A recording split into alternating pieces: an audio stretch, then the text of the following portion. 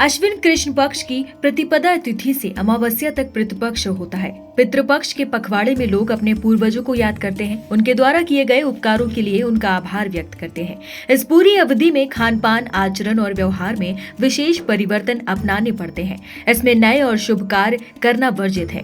इस बार पितृपक्ष 18 सितंबर से लेकर 2 अक्टूबर तक रहेगा और आज पितृपक्ष में पहला श्राद्ध किया जाएगा। पितृपक्ष की हिंदू धर्म में विशेष धार्मिक मान्यता होती है। माना जाता है कि पितृपक्ष में पितरों की पूजा आराधना करने पर पूर्वजों को मोक्ष की प्राप्ति होती है। पितृपक्ष को श्राद्ध भी कहा जाता है। पहले दिन किसका श्राद्ध होता है?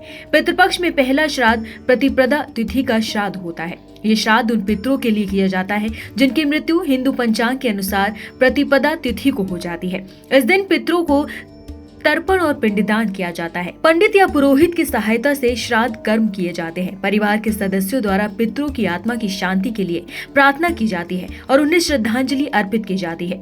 श्राद्ध में ब्राह्मण भोज और गरीबों को भोजन व दान देने का भी प्रावधान है और इन दिनों में पितरों का तर्पण, पिंडदान और श्राद्ध किया जाता है। पहले श्राद्ध पर 18 सितंबर के दिन कुतुब मुहूर्त सुबह 11:50 से दोपहर 12:19 तक रहेगा। इसके पश्चात रोहिणी मुहूर्त दोपहर 12 बजे से शुरू होकर दोपहर 1:28 तक रहने वाला है। अगला अपहरण का मुहूर्त दोपहर 1:28 से शुरू होकर दोपहर 3:55 तक रहेगा। श्राद्ध के दिनों में पितरों की तस्वीर के समक्ष रोजाना नियमित रूप से जल अर्पित करना शुभ माना जाता है। तर्पण करने के लिए सूर्योदय से पहले जूड़ी लेकर पीपल के वृक्ष के नीचे स्थापित की जाती है। इसके बाद लोटे में थोड़ा गंगा जल, सादा जल और दूध लेकर उसमें बूरा, जौ और काले तिल डाले जाते हैं और कुशी की जूड़ी पर 108 बार जल चढ़ाया जाता है। जब भी चम्मच से जल चढ़ाया जा रहा हो तब मंत्रों का उच्चारण किया जाता है।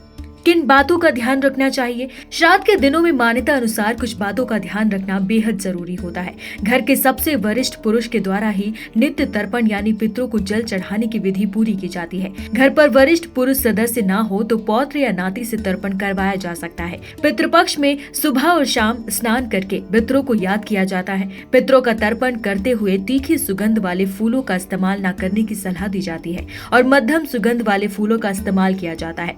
इसके अलावा पितृपक्ष में गीता का पाठ करना भी शुभ माना जाता है। पितृपक्ष में श्राद्ध कार्य किसी से कर्ज लेकर करना सही नहीं माना जाता है। किसी के दबाव में भी पितरों का तर्पण या श्राद्ध आदि नहीं करना चाहिए, बल्कि ये कार्य स्वेच्छा से होना चाहिए।